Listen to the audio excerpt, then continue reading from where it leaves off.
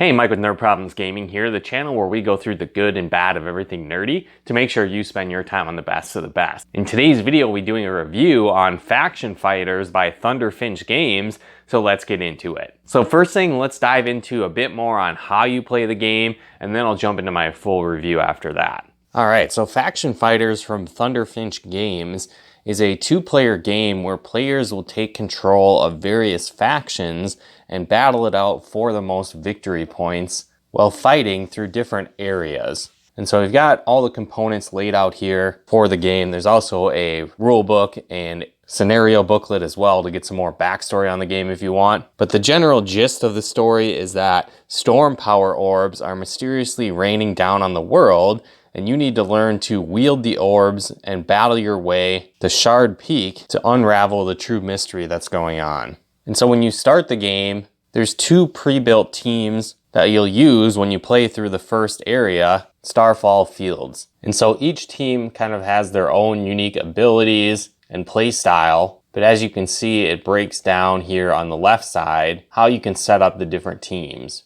And so as you play through and go through different play areas, you'll unlock more factions and you can customize your team from scratch. There's a drafting element at that point, which I won't really get into, but as you unlock new factions, it adds replay value by customizing your deck with various triple factions, double factions, and legendary fighters. So like I said, when you start out the game, it's pretty simple. You'll take the two starter decks, and then you'll choose an area to play through. In this case, we'll go through the first area, Starfall Fields. You can set the other areas off to the side as you won't use them for this part of the game. Also to start, players will remove the bluffy cards and set them off to the side as they always stay in your hand. Players will then shuffle each of their remaining decks, and then players will each draw 5 cards, adding the bluffy card to their hand for a total of 6 cards. The next step you want to do is setting up the area deck. So simply remove the cards from the area deck, in this case Starfall Fields. Remove the reference card, shuffle the area deck. You'll flip all the cards up and then set one to the side. And this is basically the active treasure card players are battling for. And then you'll also be able to see the next card that's coming up as well. Now, many of the cards in the event deck are treasure cards and they're worth victory points at the end of the game. But there are some cards that give you additional abilities beyond being worth victory points. So for example, this card, when a player wins the battle, they also get to draw a card. There's also power orbs within the deck, and these are added to the winning player's hand that they can use on future turns. Now when it comes to playing a turn, it's actually pretty simple. The first step is the draw phase, but you actually skip this on the first turn. But every subsequent turns, you're going to start by drawing 2 cards and adding them to your hand. But again, we'll pretend like we're playing the first round right now, so we'll skip that. The next step is the scout phase. And so what this is each player is going to play 1 fighter from their hands, and you'll do this face down. So let's say, for example, we play this card, and then we play this card face down. Once players have chosen a fighter to play, they'll both reveal them simultaneously, and then you'll move on to the bolster phase. And so the object of this part of the battle phases is to be the player that has the most total points between all of their played cards. And so at this point, you can see it's 6 versus 3. And so going into the bolster phase, players are able to add cards from their hand to make their fighters stronger and add to the total number. And so one thing to note is that you need to play either matching factions or wild cards. So for example, this card is from the Dingo faction, so I could only add cards from that faction or wild cards. And so as you can see, this faction is showing wild.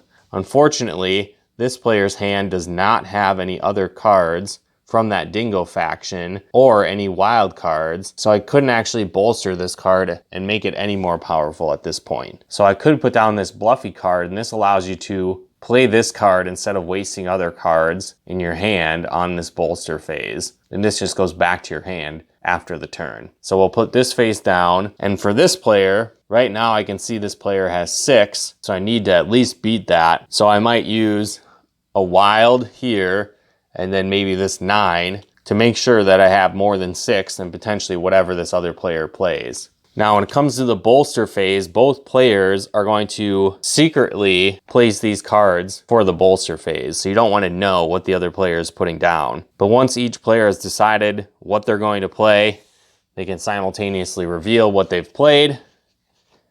And then again, players will see who has the higher amount of point total. In this case, it's 6 versus 14. So this player wins. And now what happens is that the loser has to destroy their lowest numbered fighter involved in the battle. So in this case, this 6 would be destroyed and removed from the game. This player has won the battle, and so they will claim this treasure card, and they can just set it off to the side if it doesn't have any immediate effects. And now this next card becomes the active treasure for the next battle. If the total power number happened to be a tie, you destroy the current event card, removing it from the game, and then both players destroy their lowest numbered fighter in play. Now, it didn't come up in this example round, but players also can choose to play power orbs as a part of the bolster phase. And so if you chose to do that, you could activate certain fighters' abilities by using these power orbs. So in this case, I would need to use 2 power orbs to activate this ability. So in this case, with this card, if you win, destroy one of your opponent's treasures from previous battles. So again, you can just simply read the cards and see what the power abilities are, and if you choose to use them by including power orbs in your bolster phase. Again, pay attention that most power orbs will also say destroy after use, so then again, you would remove them completely from the game, putting them off to the side. The rest of the played cards will simply go into a discard pile next to your draw pile. And then for whatever reason, if there aren't at least 2 cards left at the draw phase in the beginning of your turn, you'll reshuffle the discard pile, forming a new draw pile, and then drawing the 2 cards, adding them to your hand at the beginning of your turn. And so again, play will continue like this back and forth until all of the cards here in the area deck have been acquired by players.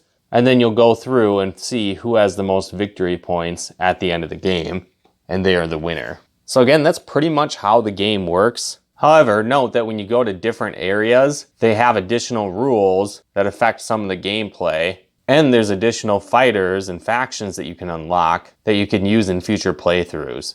And so again, like I said, at the beginning of the game, before you jump in and set everything up, players do have the option to make custom decks using various factions found within the other area packs. But like I said, dive more into the rule book to learn more on how that works. But again, guys, now that you have a better understanding on how the game works, let's jump into my review. Well, again, guys, now that you know a bit more on how the game works, how do I feel about it? Well, I think the game is pretty easy to learn, and it's also pretty quick to play, which is nice. So since games don't last that long, I think that adds to the replay value of the game. Because also, since there is a bunch of different factions that you can kind of mix and match and build unique teams, I think it gives you a lot of opportunities to try out new combinations of factions and teams, and that adds to the fun and replay value of the game. The artwork is pretty cool. It kind of reminded me of like Pokemon, and so I like that. And also within the fact that each faction kind of has different evolutions almost, where there's kind of a base character and then it gets more powerful options within each faction. I also felt like each faction had its own unique strengths and weaknesses and combinations that could work well with other factions. And so again, I think you'll have a lot of fun mixing and matching as you go through the game. Also, the fact that there's different areas that you can play in adds to the replay value as well. Where if you want just kind of a base standard game, that's available in one of the areas, but then there's also more complex versions. For example, there's one area where you collect different gems, and how you play and dictate how much each one of the gems is worth at the end of that game. Also, another thing that I thought was kind of neat is that there's a scenario booklet included. So it kind of goes through a little backstory on each one of the different scenarios and areas that you play in, as well as it gives you a little bit more background on each one of the factions that you're playing as. And so I like that aspect as well with the game. Overall though, I think it's a fun game. If you like battle games that are somewhat deck builder based, this could be a great one to pick up. And like I said, since the theme is kind of similar to Pokemon-esque, I think the younger crowd will enjoy this as well. And since it's not super difficult to learn, I think it could be a great game to play with kids as well. But let me know in the comments below if you think this game looks cool. They're doing a Kickstarter right now where you can actually pick up the game. So I'll have links in the description below where you can learn more about the game and jump on board the Kickstarter if you want to pick up a copy. But again, hopefully you guys enjoyed this video. If you did, be sure to comment and share and smash that like button as it really helps out the channel. And if you haven't done so yet, be sure to subscribe and turn on the bell notifications to get the latest updates of new nerd videos we put out. And if you'd like to help us support the channel, pick out content and more, become a patron of ours at nerdproblemsgaming.com/Patreon. And if you'd like to plug into our live streams and Let's Plays we do on the channel, you can follow us on Twitch at nerdproblemsgaming.com/Twitch. But once again, thanks for tuning in, and we'll talk to you more soon.